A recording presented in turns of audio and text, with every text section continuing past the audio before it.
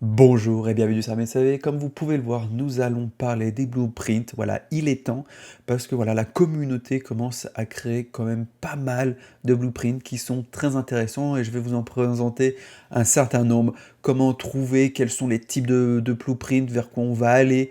Voilà, je pense que il est important de le savoir parce que ça peut vous faire gagner énormément de temps. Mais avant tout, si vous avez envie de soutenir cette chaîne, merci de vous abonner si ce n'est pas déjà fait, de commenter, de liker, de partager le plus rapidement possible cette vidéo pour faire le plus de vues possible. Merci énormément.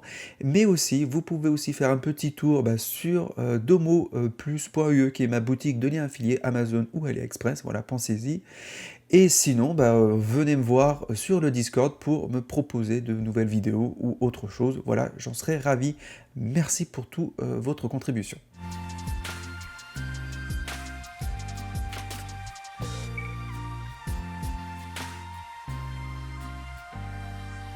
Alors, pour ceux qui ne savent pas, un blueprint est une automatisation qui est déjà préconstruite. Voilà, on aura un forum, il suffit d'importer le blueprint, on va créer une automatisation. L'automatisation va nous dire qu'est-ce qu'il faut renseigner, par exemple une entité, un champ de saisie, des actions à mettre, etc., etc. Parce que bien sûr, on va choisir un blueprint qui nous intéresse, hein, bien entendu.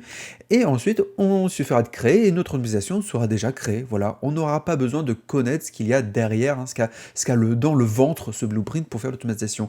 Donc ça, c'est bien d'un côté, mais je vous recommande quand même, je pense que ça ne vous dispense pas de ne pas savoir comment fonctionne une automatisation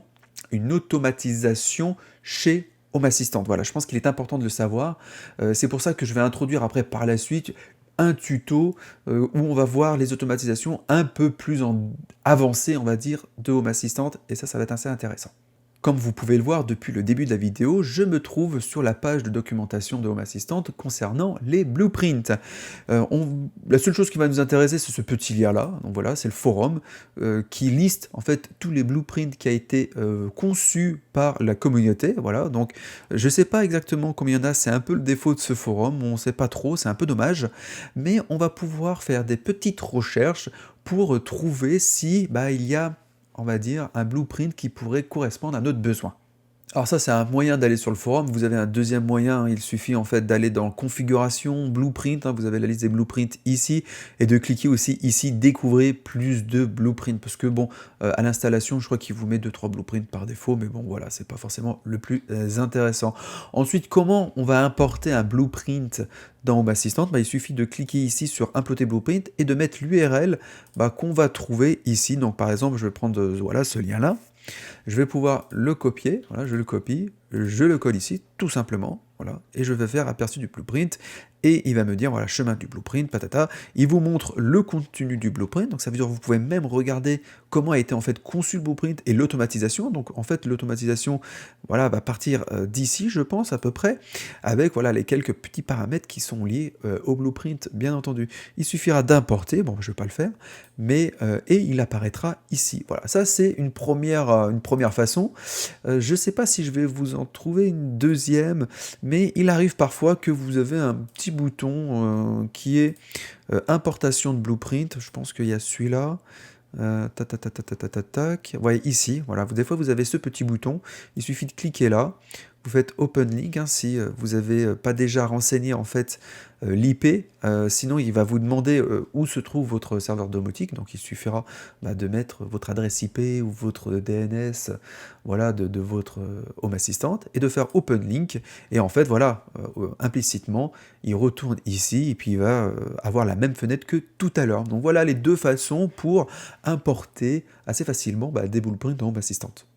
Alors comment retrouver un blueprint qui pourrait peut-être potentiellement nous intéresser?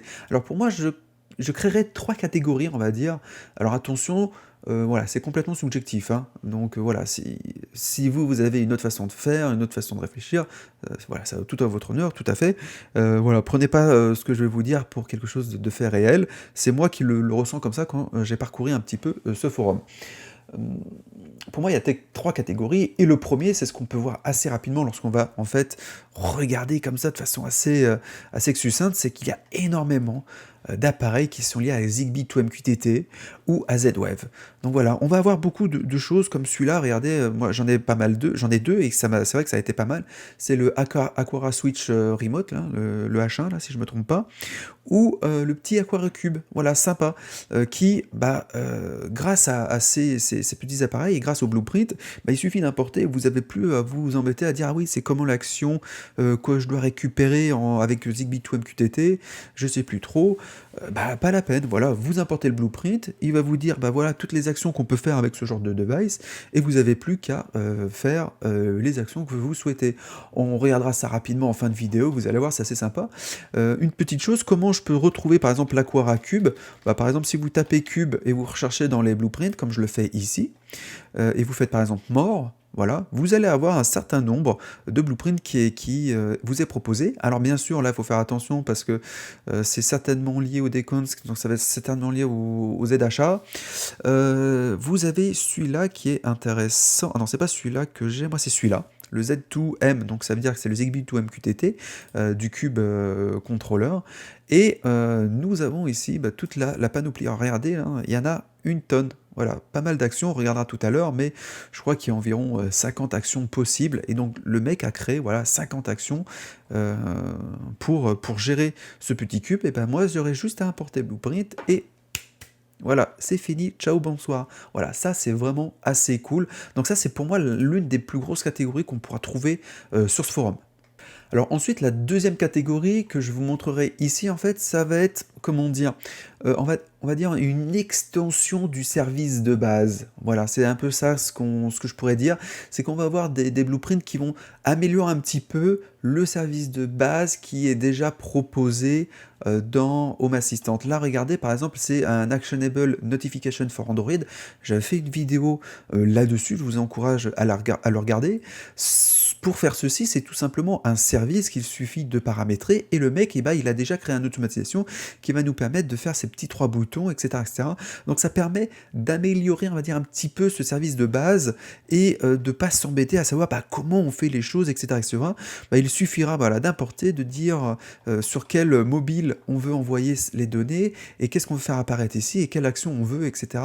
derrière. Donc ça rend vachement plus simple l'envoi de notifications par Android et les actions qu'on souhaite récupérer. Ça, c'est vrai que quand on s'y connaît pas, c'est pas forcément facile de mettre en place ce genre de notification par Android. En tout cas, dans la vidéo, je le précisais, c'est vrai que c'est pas à la portée de tout le monde. Et la troisième catégorie, c'est, on va dire, l'essence même d'un blueprint, on va dire, c'est de faire une automatisation préconstruite, vraiment pure et dure, où vraiment on a une automatisation avec différentes entités, différentes tâches à l'intérieur, donc un gros truc assez chiant à faire, et du coup ça nous facilite vachement la tâche, donc voilà, c'est l'automatisation plus, c'est pour moi les troisième catégories. Je vous montre par exemple avec le Wake Up Light Alarm with Sunrise Effect, donc voilà, c'est le fait d'avoir une lampe qui va simuler l'effet d'aube, on va dire, le lever du soleil. C'est pas mal ça pour les personnes qui veulent pas avoir de sonnerie bip bip bip le matin à 7h du mat, parce que voilà, c'est horrible, et moi c'est ce qu'a ma femme, elle aime se réveiller en douceur, donc généralement c'est une lumière qui va être douce, qui va s'allumer pendant 15-20 minutes, voire plus, et qui va être en intensité de plus en plus volumineuse, vu le temps jusqu'à le temps imparti. Donc si vous le mettez à 7h, on va dire que l'alarme en effet lumineux, va se déclencher à 7h moins le quart, de façon très light et va devenir de plus en plus intense. Donc ça, c'est un blueprint qui est super intéressant, que je vais certainement mettre en place et que vous voyez qui demande pas mal de choses, pas mal d'actions, de choses, de repeat, de séquences et tout. Et là, il suffit d'avoir quelques petits paramètres pour mettre ça en place. Voilà, ça c'est pour moi la quatrième catégorie. Il y en a plein d'autres de ce style-là qui sont super intéressantes. Du coup, nous allons parler du dernier blueprint, c'est pour ça que j'ai passé un petit peu de temps dessus, pour vous expliquer vraiment à quoi ça sert. Donc, je l'ai ici, je l'ai importé, on va le créer avec le Wake Up Light. Ici, c'est tout simplement le nom qu'on veut mettre dans l'automatisation, vous pouvez le changer bien entendu. Là, ici, c'est le blueprint qu'on utilise, donc si je le souhaite, si je me suis trompé, je peux toujours le changer, regardez, voilà. Bon. C'était pas forcément nécessaire, mais on peut le faire, il faut le savoir. Et ensuite, nous avons tous les paramètres, de notre, automatisation. Ici, bien entendu, il nous demande une lumière et vous voyez, il préconfigure, je veux dire, il présélectionne, il filtre seulement les entités qui sont compatibles avec l'automatisation. Donc par exemple, voilà, j'ai celui-là. On va pouvoir ici mettre un sensor de type timestamp, donc on peut mettre par exemple un input time, ce qui va nous permettre directement dans le dashboard de changer l'alarme directement au lieu de passer par l'automatisation. Ça, c'est plutôt pas mal aussi. Ou alors, on peut le mettre de façon manuelle. Une chose aussi, si vous le mettez ici, vous pouvez faire créer une automatisation aussi qui mette à jour automatiquement les alarmes, hein, bien entendu. Parce que du coup, en fonction d'un calendrier, on pourrait dire, tiens, là ici je me réveille à 6 heures, là à 7 heures, là à 8 heures. Enfin voilà, il y a pas mal de choses à faire très intéressantes. Donc le mec, il a quand même bien réfléchi pour son blueprint. Et ensuite, vous allez avoir voilà, certains paramètres, ça veut dire ici le minimum color température, je pense quand ça commence. Là, vous pouvez mettre la luminosité maximum et minimum, ça veut dire que dès que ça va commencer, vous pouvez déjà rendre un petit peu plus agressif. Là, vous pouvez mettre le temps du lever, l'effet de, on va dire, de l'aube, de la lumière au niveau de l'alarme. Donc en principe, ça va commencer, là, dans ce cas de figure, ça commencera 25 minutes avant. C'est en principe, alors je n'ai pas regardé. Donc là, on peut le changer, on peut mettre 25, 15, 10 minutes. Et bien entendu, vous l'aurez compris, si vous mettez 10 minutes, et sur les 10 minutes, le blueprint va basculer ce curseur d'ici au maximum sur les 10 minutes. Alors je ne sais pas exactement quand il fait, hein, peut-être qu'il le fait toutes les 1 minute, toutes les 2. Il faudrait regarder concrètement dans le blueprint. Et ensuite, on peut, et ça c'est plutôt ingénieux, on peut faire des actions avant ou après l'alarme. Voilà, c'est plutôt pas mal. Alors on pourrait vraiment mettre, si une fois que l'alarme est finie, on pourrait vraiment mettre voilà, une alarme seulement en disant « Hé Coco, t'es vraiment à la bourre ». Voilà, ce serait tout à fait possible. Donc, si vous avez envie de mettre en place, du coup, on appelle ça un simulateur de réveil, un réveil simulateur d'aube, excusez-moi, c'est comme ça que ça se nomme. Vous pouvez le faire là, avec Home Assistant qui le gère, avec un petit ESP32 ou une lampe connectée, tout simplement une lampe connectée. Là, c'est une lampe Zigbee à votre chevet, et c'est parfait, ça sera nickel. Voilà, on en a fini avec les blueprints. C'était le plus intéressant, je pense, que le Wake Up Light, le simulateur de réveil d'aube, pardon. Et sur ce, j'espère que j'ai pu titiller votre curiosité. J'espère que, au lieu de passer peut-être directement par Node-RED, vous pourrez directement passer par une automatisation. C'est bien plus simple, surtout pour ce type de device multi-action. C'est voilà, c'est assez pratique. Et sur ce, voilà, n'hésitez pas à soutenir la chaîne. Je vous remercie et je vous souhaite une bonne journée.